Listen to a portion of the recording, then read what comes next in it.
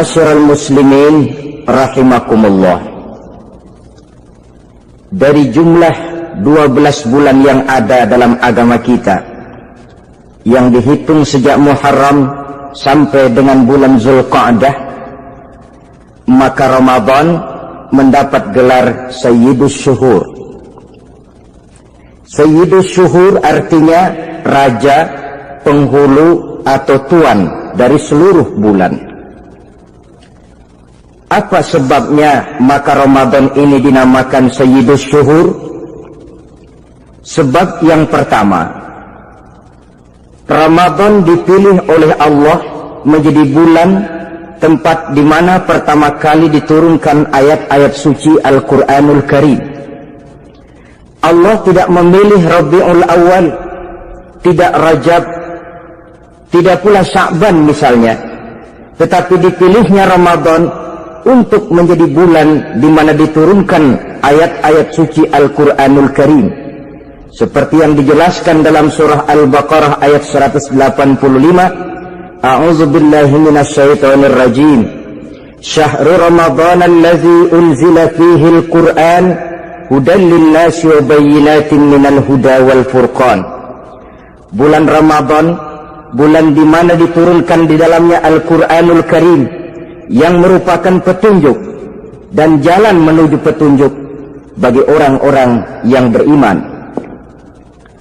Oleh sebab itu, salah satu bentuk ibadah yang sangat dianjurkan di bulan Ramadan diantaranya ialah memperbanyak membaca ayat-ayat suci Al-Quranul Karim. Yang kedua, Ramadan disebut Sayyidus Syuhur karena di dalamnya ada satu malam yang bobotnya khairun min alfi syahr. Satu malam tetapi lebih baik daripada 1000 bulan. Itu dinamakan dengan Lailatul Qadar. 1000 bulan kira-kira 83 tahun. Nilai ibadah di malam itu lebih baik daripada nilai ibadah 83 tahun. Padahal umur orang sekarang kan jarang yang sampai 83 tahun. Bagaimana ini harus kita pahami? Ma'asyiral muslimin, sejak kita akil balik sampai kepada usia kita yang sekarang ini, kalau kita mau jujur bercermin, rasanya kita harus mengakui banyak dosa dan kesalahan yang pernah kita kerjakan. Kalau kita berbuat dosa selama 40 tahun, kemudian kita bertobat 20 tahun lamanya, kalau menurut rumus dagang, ini kan belum tertutup. Dosa 40 tahun ditebus dengan taubat 20 tahun. Tapi haruskah dosa tidak terampuni? Allah subhanahu wa ta'ala maha penyayang. Disediakannya malam-malam yang istimewa, yang punya nilai khusus. Seolah-olah Allah berkata, hai manusia, kau tidak perlu putus asa. Bagaimanapun banyak dosa kau lakukan, bagaimanapun banyak kesalahan kau kerjakan, nih, aku sediakan satu malam khairun min alfi syahrin, lebih baik daripada 1000 bulan yang disebut dengan Lailatul Qadar. Kapan sih Lailatul Qadar itu? Menurut Al-Imamul Ghazali, Lailatul Qadar itu adanya pada 10 hari yang akhir di bulan Ramadan, terutama pada malam-malam ganjil. Malam 21, 23, 25, 27, dan 29. Tapi orang yang ingin menemukan Lailatul Qadar, dia harus sudah berjaga sejak awal Ramadan. Jadi nggak boleh pakai ilmu ngincer. Tahu ilmu ngincer? Tanggal 20 Ramadan nggak terawih, 21 terawih, 22 perek lagi, 23 masuk lagi, 24 nggak ke masjid. Temannya tanya, kenapa nggak ke masjid? Ini kan bukan malam ganjil, nggak turun Lailatul Qadar. Saya kira yang kayak begini dapatnya bukan Lailatul Qadar, boleh jadi Lailatul Qadar. Orang yang ingin menemukan Lailatul Qadar itu dia harus berjaga-jaga sejak awal Ramadan. Inilah di antara tugas kita, memanfaatkan waktu-waktu yang punya nilai istimewa. Itu ada dalam agama. Dalam setiap minggu ada hari istimewa. Dalam setiap hari ada jam-jam istimewa. Dalam setiap tahun ada bulan istimewa. Coba, dalam setiap minggu ada hari istimewa, hari Jumat. Dalam setiap hari ada jam-jam istimewa, sepertiga malam yang terakhir, antara jam 2 sampai menjelang fajar di kala subuh, itu saat-saat istimewa. Di samping saat istimewa, Allah pun menyediakan tempat-tempat yang istimewa. Solat di Masjidil Haram, pahalanya 100.000 kali ketimbang solat di masjid-masjid lain. Begitu di Masjid Nabawi misalnya, ini tempat yang istimewa.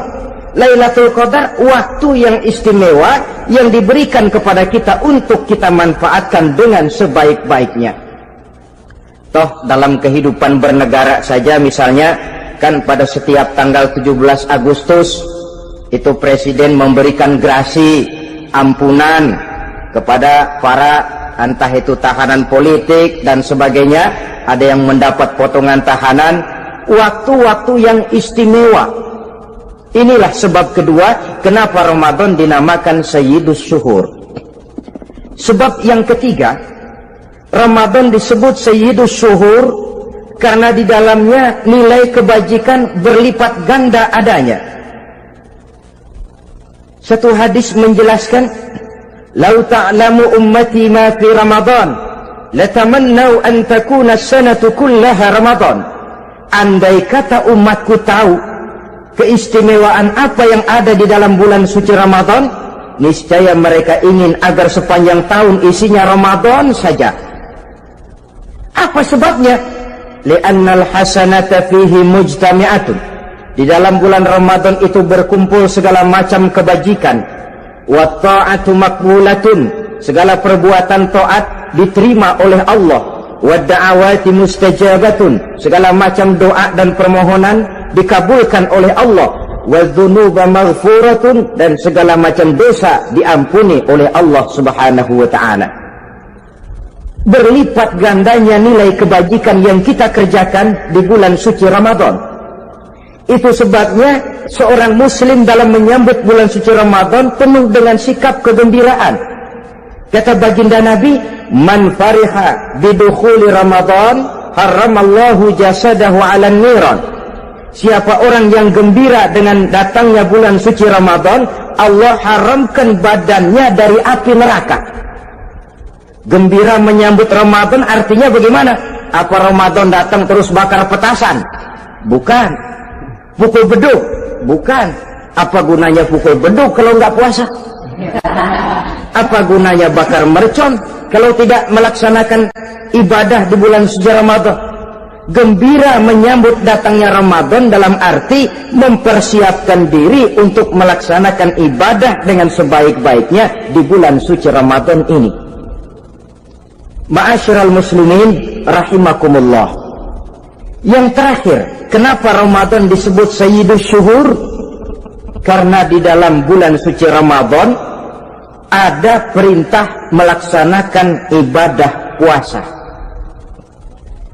Apa istimewanya ibadah puasa? Pertama, yang dipanggil untuk melaksanakan puasa itu iman. Ini panggilan istimewa. Allah menyatakan, "Ya ayyuhalladzina amanu kutiba alaikumusiyam." Hai orang-orang yang beriman, diwajibkan atas kamu berpuasa. Iman yang dipanggil untuk melaksanakan ibadah puasa. Contoh, satu hari di depan rumah kita lewat tukang pepaya, tukang duku, tukang duren. Kita panggil satu tukang pepaya, "Bang, pepaya, berhenti dulu sebentar." Kira-kira yang merasa tukang pepaya berhenti enggak? Ini tukang duku sama tukang duren berhenti enggak? Tidak. Tentu tidak berhenti karena tidak dipanggil. Ini Ramadan yang dipanggil orang-orang beriman. Hai orang-orang yang beriman, berhenti dulu sebentar. Berhenti apa? Berhenti makan di waktu siang, berhenti minum di waktu siang. Yang merasa beriman, berhenti. Yang tidak beriman, langsung. Biar Ramadan siang-siang makan jalan terus, ngerokok, ngelepus terus. Kenapa? Tidak beriman, tidak merasa terpanggil oleh ayat tadi. Sekarang tukang pepaya lewat depan rumah, kita panggil, bang pepaya berhenti dulu. Dia dengar tapi nggak mau berhenti. Apa kita bilang? Kang pepaya budak. Dipanggil nggak mau berhenti. Ini ada orang ngaku beriman kepada Allah, Ramadan dipanggil disuruh berhenti makan siang, nggak berhenti juga. Mukmin budak. Disuruh berhenti minum di waktu siang, nggak berhenti juga. Mukmin budak. Ini istimewanya puasa. Panggilan difokuskan kepada iman. Hai orang-orang yang beriman. Allah tidak bilang hai orang-orang yang sudah masuk Islam. Tidak. Ya ayyuhallazina aslamu. Tidak. Ya ayyuhallazina amanu yang dipanggil. Hai orang-orang yang beriman. Nilai nurani yang paling dalam itu yang dipanggil melaksanakan ibadah puasa. Lalu orang beriman yang bagaimana yang wajib puasa? Pertama, dia sudah balik. Yang kedua, berakal sehat. Yang ketiga, dia mampu berpuasa. Orang beriman macam ini, balik, berakal sehat, mampu melaksanakan puasa. Kalau cukup syarat ini, dia wajib puasa. Kurang syarat, tidak wajib puasa. Jadi kalau di bulan Ramadan ada teman kita tidak puasa, jangan heran barangkali syaratnya kurang. Cukup dalam hati saja, ini orang kurang syarat. Makanya nggak puasa. Pak, itu teman saya kok nggak puasa? Nggak puasa, nggak puasa. Dia bukan orang beriman kali ah. Orang yang tidak beriman itu tidak wajib puasa. Beriman kok Pak? Iman, tapi nggak puasa, nggak puasa. Belum balik kali ah. Belum balik, cuma badan doang gede. Bongsor kali itu. Belum balik. Sudah kok Pak, sudah balik, sudah. Tapi nggak puasa, enggak. Gila kali dia ah. Gila kali, sebab orang yang tidak berakal itu tidak wajib puasa. Waras Pak, dia tidak gila, tidak. Barangkali dia tidak mampu melaksanakan puasa karena terkena uzur syar'i. Ini keistimewaan puasa yang pertama, yang dipanggil melaksanakannya iman. Keistimewaan yang kedua, oleh karena yang dipanggil iman, maka puasa dinamakan ibadah sirriyah, ibadah rahasia. Kalau kita sembahyang, orang lihat kan? Lihat nggak? Lihat. Kita bayar zakat, orang tahu. Kita pergi haji, apalagi pergi haji sekampung nganterin. Tapi kita puasa atau tidak puasa, yang tahu kan cuma kita dan Allah saja. Pura-pura sedekah, nggak bisa. Pura-pura sholat, ketahuan. Gerakannya mesti canggung. Pura-pura pergi haji, kemana perginya? Tapi pura-pura puasa, gampang. Namanya ibadah sirriyah. Bulan puasa, jam 8 pagi, makan. Keluar rumah, bibir lap yang kering.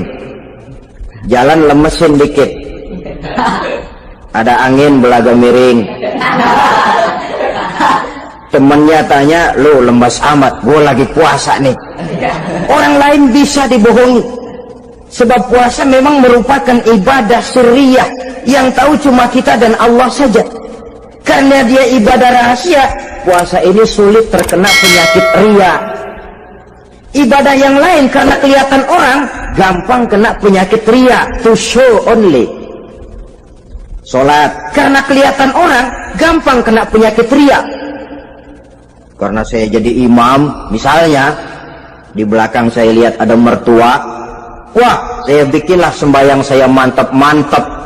Pakai serban, pakai siwak, bahasanya saya paseh-pasehin, kayak orang 16 tahun di Mekah.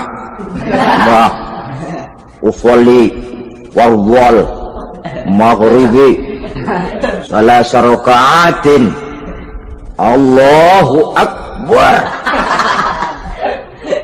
surahnya saya cari yang panjang-panjang, paling pendek Sabbihis sama Wadduha.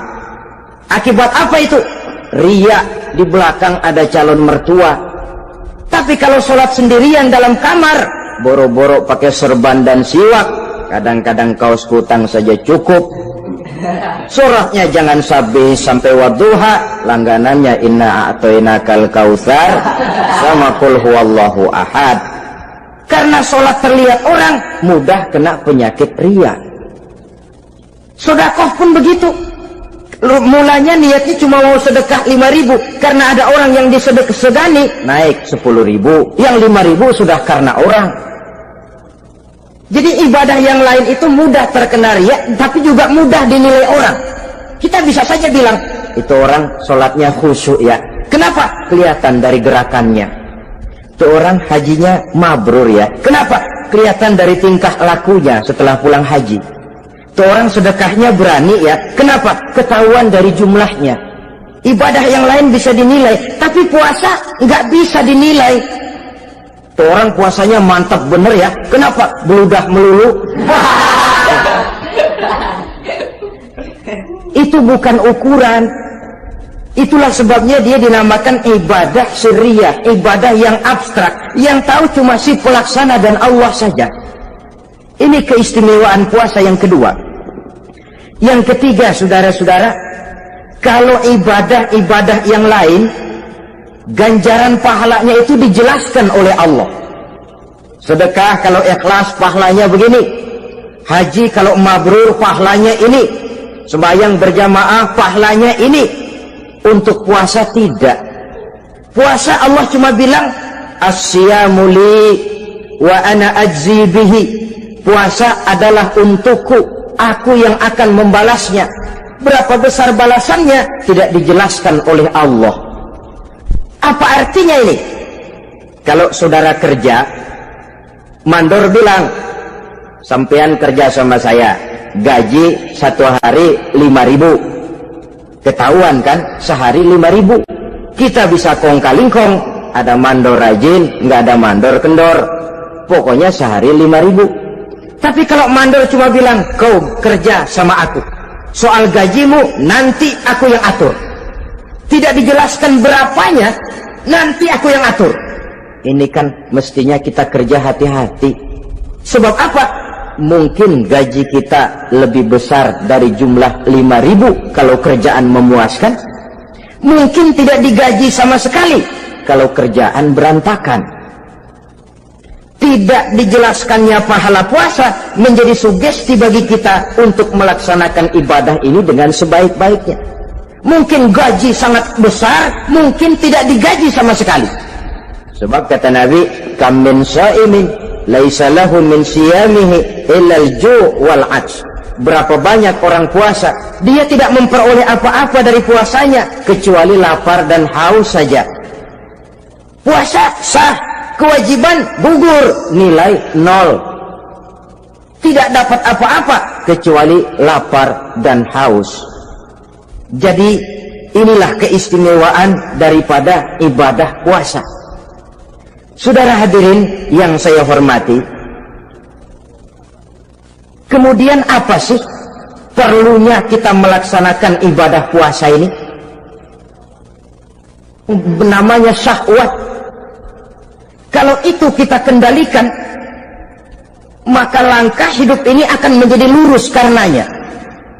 Benar kalau Nabi menyatakan, iza ja'a Ramadan futihat abwabus sama wa ghulliqat abwabun nar wa sufsidatis sayatin. Apabila datang bulan suci Ramadan, dibuka pintu langit, dibuka pintu surga, ditutup pintu neraka, dan diikat setan-setan itu. Siapa yang ikat setan? Puasa kita. Dengan puasa kita mengendalikan nafsu. Kalau nafsu kita kendalikan, setan nggak berkutik. Jadi yang mengendalikan nafsu itu nilai puasa. Nafsu terkendali, setan terikat. Kalau puasa, kalau nggak puasa, setannya ngebludak. Jadi jangan digambarkan, wah kalau bulan puasa setan dirantai. Rantainya kayak apa? Yang rantai siapa?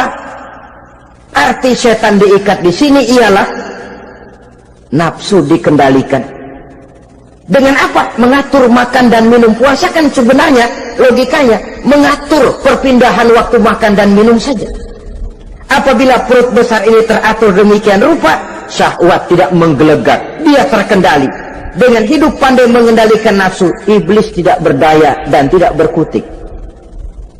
Ma'asyiral muslimin rahimakumullah, Nabi bersabda, la yu'minu ahadukum hatta takuna hawahu taba'an lima ji'tu bih. Belum sempurna iman kamu kalau nafsumu belum ikut apa yang aku bawa. Yang dibawa Nabi tidak lain daripada syariat, termasuk di dalamnya pelaksanaan ibadah puasa. Karena itu saya pesan kepada seluruhnya, jangan kalau puasa kayak orang ngancem. Siang bisa mengendalikan nafsu, tapi begitu maghrib berbunyi, nafsu sudah tidak terkendalikan lagi. Itu namanya puasa orang ngancem. Kayaknya biarin siang gua tahan, ntar lo maghrib. Begitu maghrib berbunyi, sudah macam bendungan pecah. Semua isi meja pindah ke perut. Akhirnya kalau siang dia setengah mati kelaparan, habis buka setengah mati kekenyangan. Dua-duanya jelek. Kalau sudah kekenyangan, yang enak kan nukur balik, tidur. Maghrib liwat, isya out, terawih boten. Temennya nyamper ke masjid yuk terawih duluan deh, gua kenyang bener nih. Berbuka itu yang bagus pakai etik ya, etika buka itu. Maghrib berbunyi, cukup seteguk air, 3 butir korma atau sepotong kue. Sholat maghrib. Selesai sholat maghrib, masuk ronde kedua. Waktunya agak panjang, makan ala qadarnya. Selesai makan, berangkat ke masjid, isya, tarawih. Pulang tarawih, masuk ronde ketiga. Waktunya panjang, mau habis-habisan juga nggak apa-apa. Tapi kalau begitu maghrib berbunyi langsung dipukul 1 ronde, kita yang rubuh. Kekenyangan. Waktu siang dia sanggup mengendalikan nafsu, tapi begitu maghrib berbunyi, nafsu sudah tidak terkendali lagi. Asar pengaruh puasa tidak akan membekas dalam jiwanya. Siang jelas puasa, nggak boleh ngerokok. Begitu maghrib sampai imsak kayak lokomotif, kelebul nggak berhenti-berhenti. Tidak lagi sanggup mengendalikan diri, mumpung boleh katanya. Sampai pernah kejadian ada orang bangun sahur kesiangan, bingung dia waktunya tinggal dikit. Mau sahur dulu nggak keburu ngerokok, mau ngerokok dulu takut nggak keburu sahur, akhirnya bareng. Sebelah nyuap nasi, sebelah ngerokok. Itu macam mana rasanya kalau sudah kayak begitu? Padahal pengaruh daripada melaksanakan puasa akan terlihat dari sejauh mana seseorang dalam hidup mampu mengendalikan nafsu. Bukan pada waktu memang dilarang, tapi pada waktu diizinkan. Di situ yang paling kelihatan. Kalau waktu siang saudara mampu mengendalikan nafsu, itu jelas saja memang seharusnya orang puasa. Malam dalam keadaan makan boleh, minum boleh, masih mampu mengendalikan nafsu, dalam arti makan dan minum pada batas yang wajar saja. Itulah yang dikehendaki dari melaksanakan ibadah puasa, sehingga ibadah itu membekas dan ikut membentuk kepribadian orang. Sekali lagi, jangan cuma waktu siang saja bisa mengendalikan nafsu.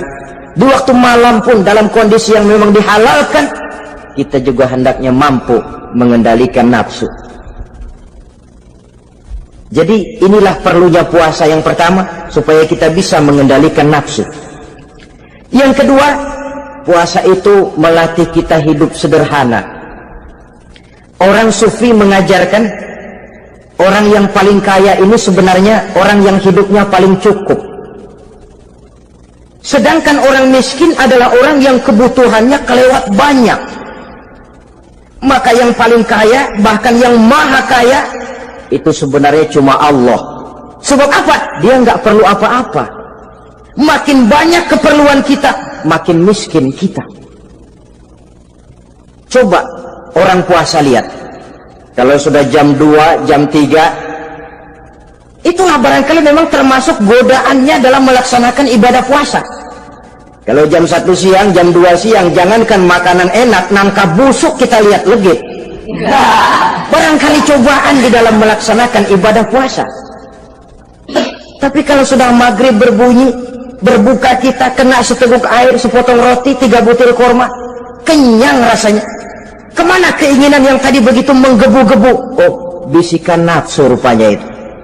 Makin dalam kita merenung, makin sampai kita kepada bentuk kesederhanaan di dalam hidup ini. Puasa membentuk pribadi seorang muslim untuk jauh daripada sifat tamak bin rakus alias rakah. Tamak itu berasal dari kalimat toma dalam bahasa Arab yang sifatnya sudah terukir dari hurufnya. Huruf to, tengahnya bolong. Huruf mim, tengahnya bolong. Huruf ain, mulutnya mangap, perutnya gede. Jadi orang tamak macam itulah. Apapun yang diberikan Allah tidak pernah ada cukupnya dan tidak pernah ada syukurnya.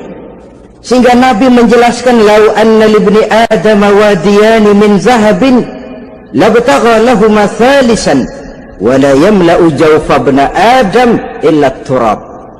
Andai kata manusia mempunyai 2 buah ladang yang seluruhnya emas, tidak usah kepalang tanggung, ladang emas, 2 ladang semuanya ladang emas, dia tidak akan puas, dia akan mencari lagi ladang yang ketiga. Wala yamla'u jawfa ibna adam illa turab. Mulut manusia ini memang tidak akan pernah penuh kecuali kalau sudah diisi dengan tanah. Kapan diisi dengan tanah? Kalau sudah menghadap ke arah kiblat di liang lahat, nah itu baru mulut udah nggak ngerawil, diam, tenang, kalem, diisi dengan tanah. Dengan demikian kita lihat bahwa puasa makin kita hayati, makin dekat kita kepada kesederhanaan di dalam kehidupan ini. Islam tidak melarang orang untuk kaya, untuk punya harta. Yang dilarang ialah sifat rakus, serakah, dan tamak. Karena ini akan membuat orang melakukan segala macam cara, ingkar kepada nikmat Allah, tidak pandai bersyukur, pandangan matanya selalu diarahkan ke atas. Dikala hidupnya sudah serba cukup, dia masih merasa kurang. Sebab itu dia selalu kurang. Dia sudah kaya tapi masih merasa miskin saja, maka hidupnya pun miskin terus. Saudara-saudara ma'asyiral muslimin, ini hikmah yang kedua kenapa kita perlu puasa. Yang ketiga, puasa itu melatih kita cinta kepada fakir miskin, orang-orang yang tidak mampu, yang memerlukan pertolongan. Bagaimana caranya? Dunia pendidikan berkata bahwa pendidikan akan lebih berhasil kalau bersifat audiovisual. Mengajar anak berenang, bawa ke kolam. Mengajar anak naik sepeda, berikan sepedanya. Mengajar orang cinta fakir miskin, rasakan apa yang dirasakan oleh fakir miskin. Apa itu? Lapar, haus. Kan nggak bisa ngajarin anak berenang teori saja, ke kolam nggak pernah. Teori hafal luar kepala, gaya dada begini, gaya 200 meter begini, gaya kupu-kupu begini, gaya bebas begini. Teori hafal, ke kolam nggak pernah. Sekali terjun gaya batu, sudah nggak timbul-timbul lagi. Nggak bisa ngajar anak naik sepeda cuma teori saja, sepedanya tidak pernah diberikan. Hafal teori, bab 1 pegang setang, bab 2 dorong, bab 3 kaki kanan naik pedal kanan, bab 4 genjot. Hafal teori, megang sepeda nggak pernah. Begitu dikasih sepeda dia naik, habis tukang bakso. Pun mendidik orang cinta kepada fakir miskin tidak bisa cuma lewat seminar, kongres, penataran, indoktrinasi. Diadakan simposium, seminar, diskusi supaya orang cinta kepada fakir miskin, tapi yang bicara orang kenyang semua. Bagaimana hati ini mau peka? Islam itu nggak usah banyak teori lah. Rasakan saja lapar haus enak nggak? Kalau kau tahu lapar dan haus tidak enak, kau lapar haus cuma sebentar. Habis maghrib, laparmu hilang, hausmu hilang. Bagaimana saudara-saudaramu muslimin yang terkapar di kolong-kolong jembatan, yatim piatu yang hidup terlunta-lunta, perempuan-perempuan tua hidup miskin, anak pun banyak perlu uluran tangan, lapangan kerja sulit, persaingan hidup makin tajam, meringkuk mereka di sudut-sudut kehidupan, beratap langit, beralas bumi, tanpa tahu kapan hidup dan nasibnya akan berubah. Di situ pekalah hati untuk hidup tidak cuma buat kepentingan diri dan perut sendiri saja, tapi mampu memberikan pertolongan sesuai dengan kemampuan kepada mereka yang memang memerlukan. Sebuah hadis menyatakan, irhamu ahlal ardi yarhamkum man fis sama. Sayangilah apa yang ada di permukaan bumi, nanti yang di langit akan sayang kepadamu. Si kaya sayang kepada yang miskin lalu menolongnya, yang alim sayang kepada yang awam lalu membimbingnya, yang pemimpin sayang kepada rakyat lalu melindunginya. Yang di langit akan sayang kepada kita, akan turun rahmah berlimpah, akan tercipta keberkahan dan ketenangan dalam hidup. Tapi kalau sebaliknya, yang kaya malah nyantap yang miskin, yang pemimpin malah menggilas yang rakyat, yang alim malah membodoh-bodohi orang yang memang sudah bodoh, akan terwujudlah malapetaka. Bukan rahmah yang turun dari langit, tapi azab akan menimpa kita semua. Orang yang menghayati lapar, menghayati haus, akan timbul kepekaan sosial.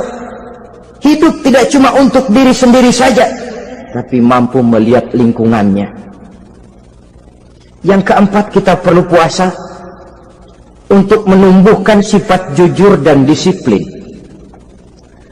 Coba lihat, kalau tengah hari bulan puasa, andai kata saudara masuk ke dalam kamar seorang diri, saudara kunci dari luar, lalu saudara makan, tidak seorang pun tahu. Tapi kenapa itu tidak kita lakukan? Ada semacam perasaan malu, malu kepada Allah. Iya, orang lain tidak tahu. Iya, manusia bisa saya bohongi, tapi Allah. Atau umpamanya waktu sholat zuhur, saudara sholat zuhur di masjid, umpama ketika ngambil air wudhu, giliran ke kemur, saudara korupsi dikit aja, telan. Yang Nabi sumu tasihhu, berpuasalah kamu, badanmu akan sehat. Sebab apa? Saya katakan tadi, semua energi dihasilkan dari perut besar sini. Itu makanan yang kita makan, mulai dari keju sampai singkong, mulai dari hamburger sampai combro, masuk perut besar, digiling, lalu ditransfer ke seluruh tubuh oleh perut besar ini. Mekanisme kerjanya persis pabrik besar yang kalau kita hayati, Allahu Akbar, fatabarakallah ahsanul khaliqin. Ini tangan supaya kuat kerja perlu vitamin apa? Kirim ke tangan. Mata supaya awas perlu vitamin apa? Kirim ke mata. Bibir supaya nggak pecah perlu vitamin apa? Kirim ke bibir. Oleh perut besar ditransfer ke seluruh tubuh. Sisanya yang nggak perlu keluar jalan belakang.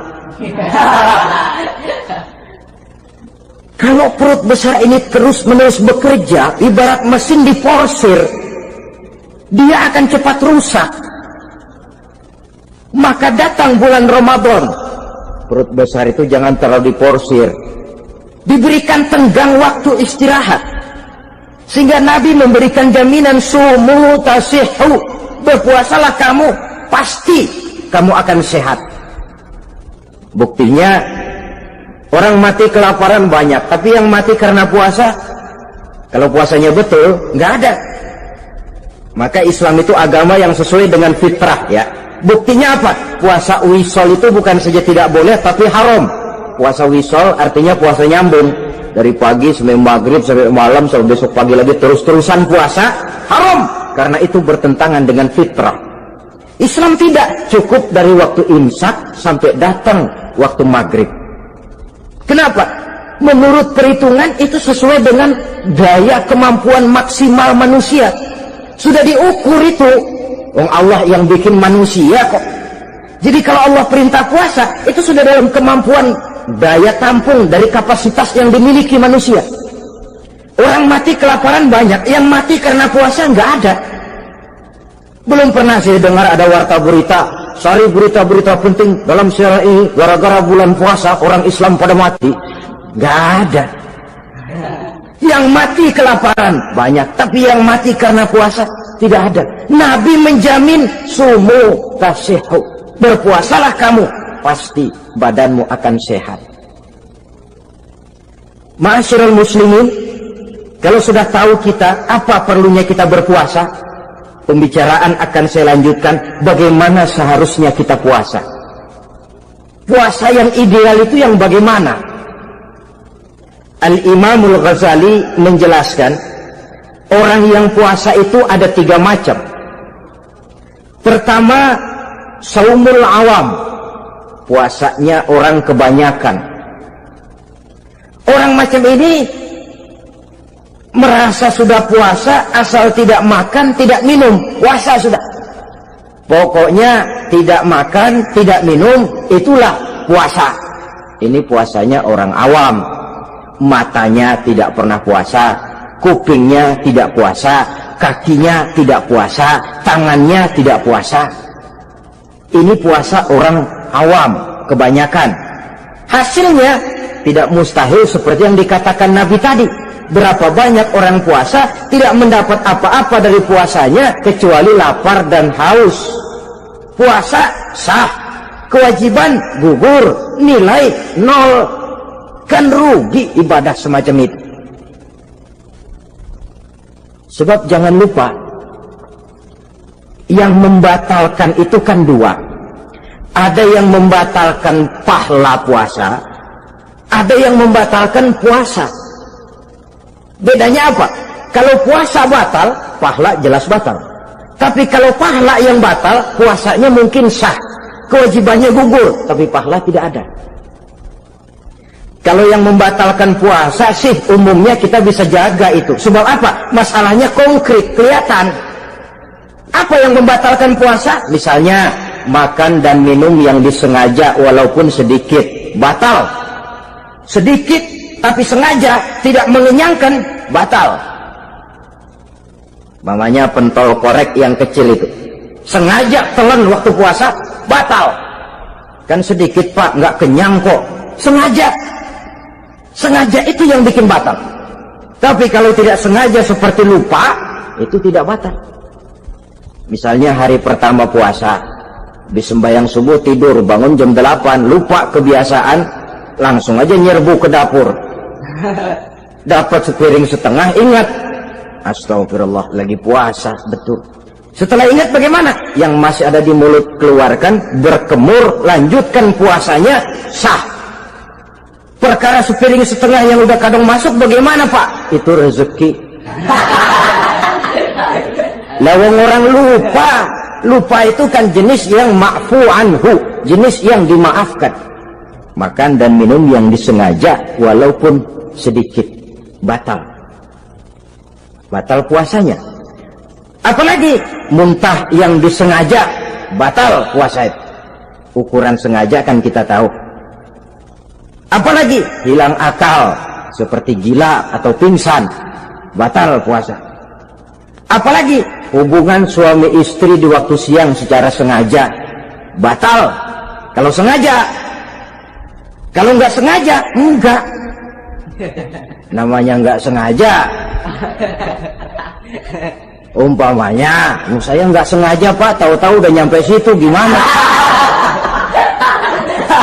Yang nggak batal, cuma begitu ingat, buru-buru selesai mandi, lanjutkan puasanya, sah. Jangan begitu ingat sih, ingat pak puasa, cuman tanggung. Nah, ini tanggung ini yang bikin jadi batal. Dan jangan lupa, orang yang membatalkan puasa karena hubungan suami istri, dendanya paling berat. Seorang sahabat pernah lapor, halaktu ya Rasulullah, ya Rasul, celaka saya. Ma ahlakak, apa yang bikin kamu celaka? Saya lagi puasa Ramadan ya Rasulullah, saya nggak tahan. Lalu saya nyelonong sama istri saya, pengantin baru ini rupanya. Nyelonong bagaimana? Ya nyelonong.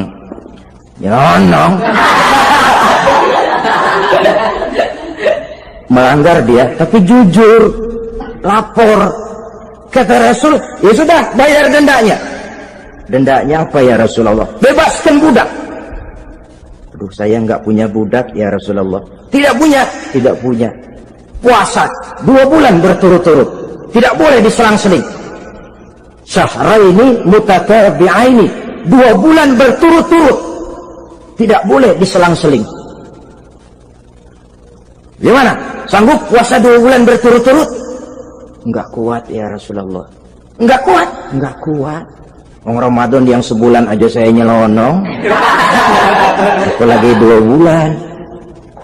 Kalau kau tidak kuat juga, beri makan 60 fakir miskin, 1 orang 1 mod ya Rasulullah. Apalagi jangan memberi makan 60 fakir miskin. Istri saya di rumah sehari masak, 3 hari libur. Saya orang susah ya Rasulullah. Saya pikir lagian ya orang kebangetan juga, udah melarat sama larangan berani. Rasul masuk ke dalam kamar, keluar kembali bawa sekeranjang kecil kurma. Kalau kau tidak punya apa-apa, bawa pulang nih, sedekahkan kepada orang-orang miskin di kampungmu sebagai pembayar dendamu ya Rasulullah. Apalagi di kampung saya itu yang paling miskin saya. Waduh, rusak bener ini orang. Apa marah Rasul? Beliau malah senyum. Ya sudah, kalau memang yang paling miskin kamu, bawa pulang saja itu kurma, beri makan anak istrimu di rumah. Orang ini udah melanggar larangan, dapat kurma lagi. Yang kedua, watak hukum Islam itu elastis, fleksibel, tidak kaku. Tidak kalau sudah begitu ya mesti begitu, itu tidak. Yang sering kaku kan kitanya umat Islam di dalam memahami Islam. Saudara hadirin yang saya hormati, yang tidak boleh itu pun di waktu siang. Kalau malam sejak maghrib sampai sebelum imsak, pada awal perintah puasa tidak boleh. Tapi ternyata banyak juga yang nyerempet-nyerempet. Sampai Allah turunkan, uhilla lakum lailatas siyami arrafasu ila nisaikum. Dihalalkan bagi kamu pada malam puasa bergaul dengan istrimu. Jadi barangkali di antara pendengar ini ada yang pengantin baru, tolong sabarlah di waktu siang. Tunggu maghrib berbunyi. Kalau sudah maghrib habis buka, mau buka lagi juga nggak apa-apa. Terserah saja. Ini yang membatalkan puasa. Yang kita sulit mengontrol, yang membatalkan pahalanya. Apa misalnya? Ngomong-ngomongin orang. Puasa, ngomongin orang jalan terus. Itu ya tetangga kita. Kenapa emang? Oh, anu. Kita sih bukan ngomongin orang ini. Bukan ngomongin orang katanya. Ngomongin tuyul. Anu. Bohong. Orang puasa bohong, apa puasanya batal? Tidak. Puasanya sah. Yang batal mungkin pahalanya. Saudara-saudara ma'asyiral muslimin rahimakumullah. Mata, ya, terutama di kota-kota besar, menjaga mata ini kadang-kadang kita nggak pengen lihat tapi kelihatan. Sebab itu memang yang tidak boleh ngeliatin. Kalau kelihatan lain, kelihatan itu kan rezeki. Kalau kita nggak mau tapi kelihatan, yang kelihatan itu sebentar. Kata Imam Ali, nazratul ula laka wa saniyatu alaika. Pandangan pertama untukmu, yang kedua atasmu. Jadi begitu kelihatan, ya sudah. Jangan kelihatan tapi manteng aja enggak mau. Jadi mantengnya ini yang jadi urusan. Saudara hadirin yang saya hormati, dengan kata lain, berusahalah kita untuk puasa zahir batin. Itu yang pertama tadi. Puasa tingkatnya orang saumul awam disebut. Tingkat yang kedua, saumul khawas. puasanya orang khusus. Bagaimana ini? Di samping tidak makan dan tidak minum, panca inderanya sudah ikut puasa. Matanya puasa, kupingnya puasa. Asal ada diajak ngomong-ngomongin orang, maaf ya, kuping saya lagi puasa. Kakinya puasa, diajak jalan ke tempat yang tidak baik, dia bilang maaf saja, kaki saya lagi puasa. Diajak nyolong, maaf, tangan saya lagi puasa. Tidak cuma sekedar tidak makan dan tidak minum, panca inderanya sudah ikut puasa. Sekurang-kurangnya seperti inilah puasa kita, zahir batin. Nah, yang tertinggi disebut saumu khawasil khawas, puasa orang khusus yang lebih khusus lagi. Ini sudah the first class ini, puasanya orang fit. Bagaimana puasanya orang ini? Di samping tidak makan dan tidak minum, puasa panca inderanya, hatinya juga sudah ikut puasa dari seluruh keinginan yang selain Allah. Wah, ini kelas tinggi. Orang yang puasa macam ini, andai kata jam 3 sore dia berpikir, ntar sore buka pakai apa ya, dia menganggap batal pahalanya. Kenapa? Masih mikirin makanan. Kalau kita kan bukan cuma mikirin, ngancem. Waduh, jam 5 di meja udah guderek es kopior, kelapa muda, cendol, apa yang mau diminum lebih dulu. Tingkat yang tertinggi ini, hatinya juga puasa dari semua keinginan yang selain Allah. Idealnya sekurang-kurangnya kita puasa zahir batin. Zahirnya menahan diri dari yang membatalkan puasa, batinnya mencegah diri dari yang membatalkan pahala puasa kita itu. Ma'asyiral muslimin rahimakumullah. Terakhir, Rasulullah sallallahu alaihi wasallam membagi bulan Ramadan itu menjadi 3 bagian. Sepertiga yang pertama, tanggal 1 sampai 10 Ramadan, masa turunnya rahmah, turunnya kasih sayang Allah. Kalau istilah sepak bola, tanggal 1 sampai 10 Ramadan ini disebut babak semifinal, babak penyisihan. Sepak bola itu kalau baru tingkat babak penyisihan, pesertanya banyak, seluruh kesebelasan turun bertanding, babak penyisihan. Ramadan tanggal 1 sampai 10 babak penyisihan, putaran pertama, pasaran puasa rame, masjid musola full house, meledak, tidak sanggup menampung jamaah yang tarawih itu, yang tadarus meriah. Kenapa? Maklum babak penyisihan, seluruh kesebelasan turun bertanding. Tanggal 1 sampai tanggal 10 Ramadan. Bila itu selesai, selesailah putaran pertama, masuk putaran kedua, sepertiga yang kedua, tanggal 10 sampai 20 Ramadan, masa maghfirah, masa turunnya ampunan dari Allah, masuk babak semifinal. Sepak bola itu kalau sudah babak semifinal, itu kan sudah banyak kesebelasan yang masuk kotak, maka 10 Ramadan ke atas, pasaran puasa mulai menurun, yang nggak puasa mulai nekat, yang tadarus sudah mulai sayup-sayup sampai. Sementara barisan orang sembahyang tarawih di masjid mulai mengalami kemajuan dengan pesatnya. Barisannya makin maju ke depan. Maklum, tidak semua kesebelasan tangguh. Ada yang sejak bertanding sudah berhitung, kita sih bakalan kalah jelas, yang penting main aja dulu dah. Ada yang rajin ke masjid, motifnya lain, ada karena ikut-ikutan teman, karena malu sama mertua, rajin terawih, karena nganterin, rajin terawih, bayangnya paling belakang berdua lagi,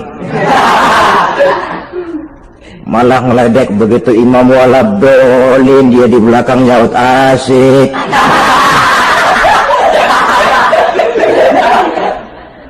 Yang kayak begini ini sudah nggak bakal tahan lama, akan gugur di babak semifinal. Puncaknya putaran terakhir tanggal 20 sampai akhir Ramadan, masa itkun minan nar, masa pembebasan dari api neraka, masuk babak final. Kalau sudah babak final, ya pesertanya nggak banyak sudah. Ramadan tanggal 20 ke atas babak final, pesertanya nggak banyak. Sebab apa? 20 Ramadan ke atas pikiran orang sudah bercabang itu. Yang punya kampung sudah siap-siap mau pulang mudik, lebaran di buah kampung, puasa kayak enggak, yang penting pokoknya lebaran.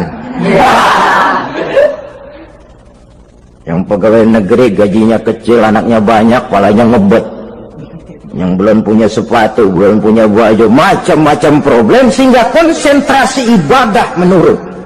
Padahal Nabi sangat menganjurkan tingkatkan ibadah, la siyama fi ashril awakhir, lebih-lebih pada hari 10 yang akhir, tanggal 20 sampai akhir Ramadan. Di situ dianjurkan memperbanyak ibadah, i'tikaf, tarawih, tadarus Quran, bersedekah, amalan-amalan sunnah yang sangat dianjurkan di bulan suci Ramadan ini.